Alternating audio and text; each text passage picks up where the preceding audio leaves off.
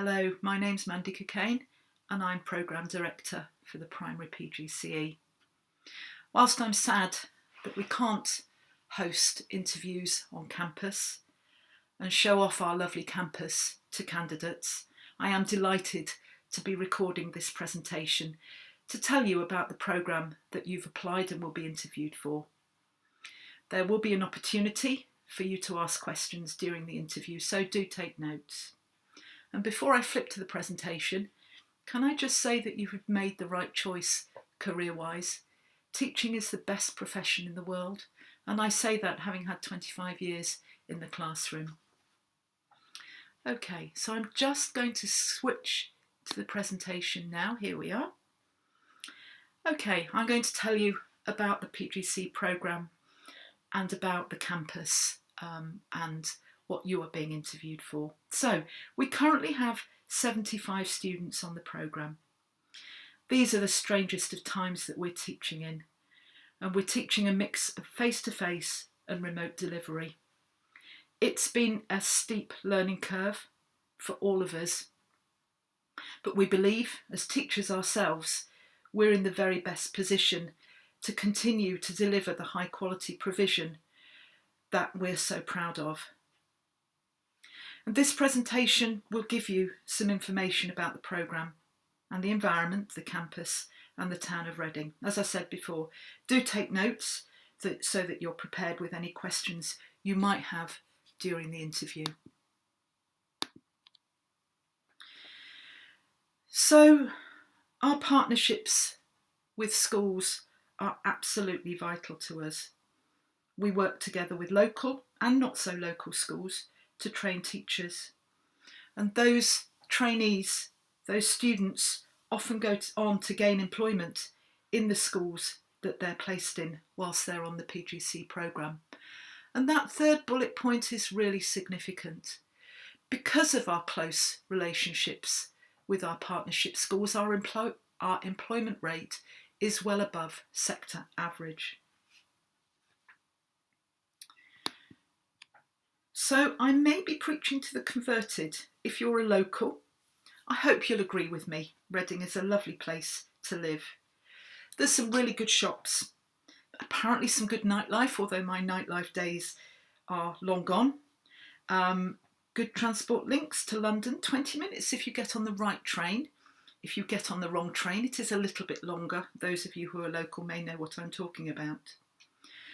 The Thames runs through Reading. And the beautiful walks through the town along the Thames and in the surrounding countryside. We have some famous ex-residents of Reading. You may recognise Jane Austen, Middletop. Jane really enjoyed spending time in Reading, and there is a blue plaque on one of the hotels in the middle of Reading. Less happy memories of Reading from Oscar Wilde, bottom right, who spent some very sad times in Reading jail. And I know that there is a campaign at the moment to keep the Reading jail, the famous Reading jail, as a historical landmark rather than being sold off. So do take some time to find out about our London Road campus. It is a beautiful place to work and to learn. Locals are often very surprised to find out that we actually exist. They had no idea that we are such a beautiful space not far from the middle of Reading. In particular, find out about the Learning Hub. Charlotte, who runs the Learning Hub, maintains a Facebook page and also a Twitter account, so it would be worth finding those and following her. The White Knights campus, the main White Knights campus up the hill, 20 minutes walk away, is also beautiful, with the Harris Garden and a gorgeous lake to walk round. So just a few comments about accommodation. I'd say we have around 10 students living in halls at the moment. They seem to be well catered for. Hall managers do house postgraduate students away from undergraduates. They recognise that postgraduates have different needs to undergraduates, and really postgraduates don't want to be living near undergraduates, particularly during Freshers Week when we've been going for some weeks, but Freshers Week does tend to be quite noisy. We also have students, of course, living in shared housing and students who've chosen to come back home after their undergraduate. There's lots of shared housing around the London Road campus to the south of the town centre, as well as north of the river in Caversham, about, I'd say, 20-25 minutes walk or bus ride. If you are thinking about applying for halls of residence, I would advise an early application just to make sure that you get the place and you get the hall of residence that you want. The halls of residence are scattered around the main campus. I think the furthest is 25 minutes walk, but there are halls of residence that are closer to London Road. So the programme is split between university and school, with school experiences in the autumn and the spring and the summer. The shared, guided and independent labels refer to the support you'll receive with regard to planning, teaching and assessing your lessons. As I record this video, trainees are in school on Thursdays and Fridays each week, and will start a 4-week block placement after half term. And at the moment, they're in the shared school experience. So their mentor is supporting trainees with their knowledge and understanding of teaching by sharing their plans. At the end of the summer, we expect trainees to be planning independently and teaching an 80% timetable. When trainees aren't in school, they are with us, engaged in campus-based sessions learning about the art and craft of teaching, as well as subject-based sessions. The third bullet point does refer to non-COVID times. Clearly, we are teaching a more flexible timetable at the moment with a mix of face-to-face and remote sessions. But last year, when we had a more regular timetable, it was 9:30 to 4:30, 4.5 days a week. We're hoping that that will be reinstated. Well, I sincerely hope that will be reinstated next September. In school, you'll be expected to fit in with the working hours of your school and your mentor. And that means generally being in school by 8 o'clock and leaving around 5 o'clock. If there are parents' evenings or events in school, you will need to expect to be in school later than 5 o'clock.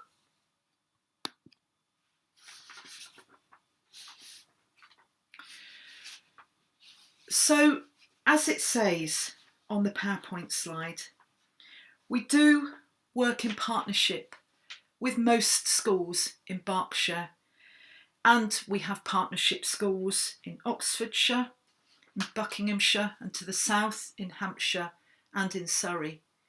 We don't tend to have many schools to the west of Newbury. We don't tend to work with schools inside the M25, but we have done on occasion.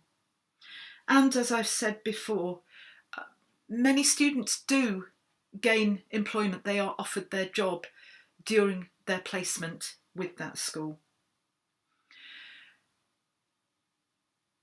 Please take note of the bold at the bottom. We're very happy to work with schools to train you. So if you're a TA or you're volunteering with a school and they would like to support you by hosting a school placement for you, that's brilliant.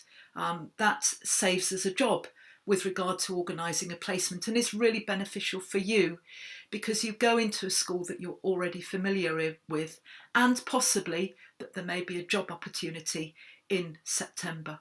So please do think about that and let us know.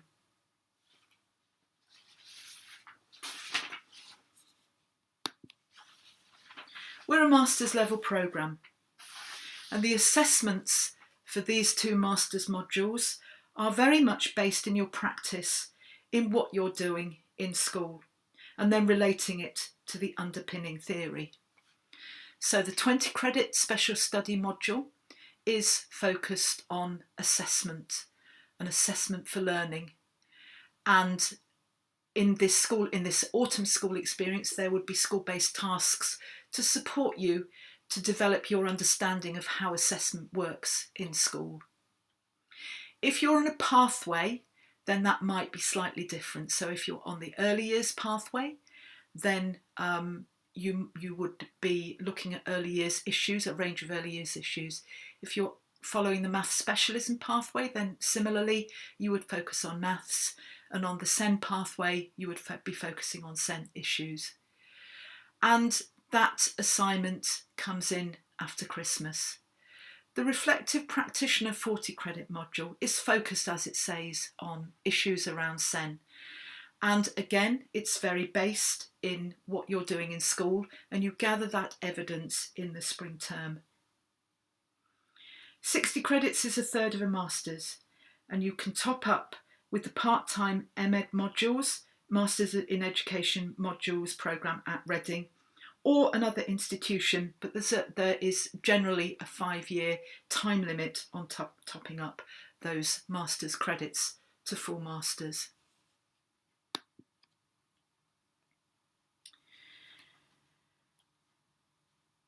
We have pastoral support at the very heart of the PGCE. We know that trainees who are supported are much more likely to do well. And in addition, we need to model that supportive approach, because you will need to have pastoral support at the heart of your professional practice. Your children will need support, and with that support, they will do better. Fundamental Skills has replaced the skills tests that you may have heard of. In previous years, prior to the start of the programme, candidates were required to pass skills tests in English and maths, and previously in science. But they've been replaced by these fundamental skills. And before being recommended for QTS at the end of their training, trainees must be able to demonstrate competence in these 4 areas: speaking, listening and communicating, which are fundamental to a teacher's role. Teachers should use standard English grammar, clear pronunciation and vocabulary relevant to the situation to convey instructions, questions, information, concepts and ideas with clarity. Teachers should read fluently and with good understanding. Writing by teachers will be seen by colleagues, pupils and parents, and as such it is important that a teacher's writing reflects the high standards of accuracy their professional role demands. They should write clearly, accurately, legibly and coherently, using correct spelling and punctuation. Teachers should use data and graphs to interpret information, identify patterns and trends, and draw appropriate conclusions. They need to interpret pupil data and understand statistics and graphs in the news, academic reports, and relevant papers. Teachers should be able to complete mathematical calculations fluently with whole numbers, fractions, decimals, and percentages. They should be able to solve mathematical problems using a variety of methods and approaches, including estimating and rounding, sense-checking answers, breaking down problems into simpler steps, and explaining and justifying answers using appropriate language. So I'm telling you this information about the fundamental skills because these will be really important.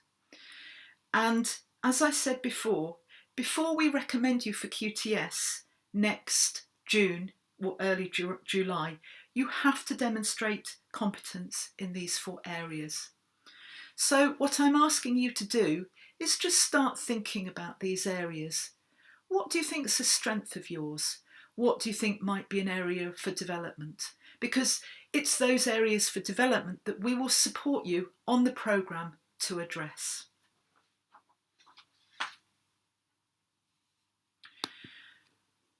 So what next? And this applies wherever you go, whether you're offered a place on the primary PGCE at the University of Reading, or whether you choose another Reading programme or an ITT programme at another institution. So subject knowledge is absolutely crucial. And this is huge. It's absolutely key. No one can ever hope to know everything. Have a look at the national curriculum. It's an enormous document. But it's about being as informed as possible, knowing where your gaps are and knowing where to go to fill those gaps. Experience in school is also really important. And if you possibly can, between being offered a place on an ITT programme and starting that ITT programme, do try to get into schools, particularly if you're a candidate or a trainee, a prospective trainee who hasn't got that much experience in school. PGCE can be a bit of a shock if you are that person. So please do, if you possibly can, and I know it's challenging at the moment with the COVID situation, do try to get into school to gain experience, and try, if you possibly can, try to get into a range of schools with different demographics, a variety of age ranges. Educational issues, there is quite a lot in the press at the moment about how schools are coping with the COVID situation. This may impact you going forward. You need to be aware. And consider the rewards and challenges of your chosen career. As I've said, it's the best job in the world. And I wouldn't personally, I'm so pleased I didn't make a different career choice when I was early 20s. But it's hard. It's a challenging profession. It's even more challenging at the moment. If you have caring responsibilities, it can be additionally challenging, and you do need to make plans. This is not a programme or a career where you can drop children off at 9 o'clock for school and pick them up at 3:15, 3:30. You need to have alternative plans in place. As always, we have a diverse cohort on the PGCE, including trainees with additional needs. Those additional needs might include dyslexia, dyspraxia, anxiety and depression, a whole range of additional needs. And we embrace this diversity in the knowledge that those trainees with additional needs, successful trainees, will be an asset to the teaching profession. So we do put in place support for trainees with additional needs. But it's really important that we work with you to support you, and that you acknowledge your needs and you let us know what support you need. So for those who accept an offer on the primary PGCE for September 2021, it sounds a long time off, but it actually really isn't. It will go very, very quickly. There will be an open event in June. It's only October now. It does seem a long way away, and we haven't fixed on a date and time, but we need to do that quite soon, and we will let you know if you accept our conditional offer. Enrolment will be early September. We don't keep to undergrad term times, so please, if you do accept a conditional offer, please don't book a holiday for early September. We will stay connected with Reading Partnership teachers who are starting with us in September. So for the cohort that started last month, we had a Blackboard. A Blackboard is a virtual learning environment, and we have a Blackboard for prospective trainees, and that worked really well. And that was put into place, I'd say, February, March time. So if you accept our conditional offer, around spring next year, do keep a lookout for communication with us, about Blackboard and staying connected, we will let you know. So what can you expect from your remote interview? So we use Teams. It's a really good platform. We interviewed remotely from when we went down into lockdown last March. So I think between us, we did about 50 remote interviews via Teams, and it did work really well. It's not a technology to be scared of. You'll be sent a link to join the Teams meeting, and all you do is click on the link and you go into the meeting. It's very clever. You don't need any special software. You'll be interviewed by an Institute of Education tutor, and the questions will match those that we asked at the face-to-face interviews that took place before lockdown. So we hope to make that experience almost exactly the same as a face-to-face interview as we possibly can. Of course, you won't get the tour, and you won't get to meet the people that you're being interviewed with at the same time, but there's nothing we can do about that. The questions that you'll be asked will be focused on your knowledge and understanding of the role of the teacher, as well as your own insights into your aptitude for that role. Final slide. So please do make sure you prepare for your interview. The more prepared you are, the better you will perform. Our Transforming Lives video is lovely. I hope it'll give you an insight into our core values, what we hold very dear here at the Institute of Education. But you'll also see on the video our beautiful campus. The video is set on our campus. Please do access the teachers' standards. The link is on the web page that you were sent. We don't expect you to know them off by heart, but we will ask you about them in general at interview. You need to watch the Teachers TV video, not all of it, it's very long, it's nearly an hour long. I'm asking you to watch the first 8 minutes and make brief notes. There are some prompts on the web page, and then write down any questions that you might have for the interviewer.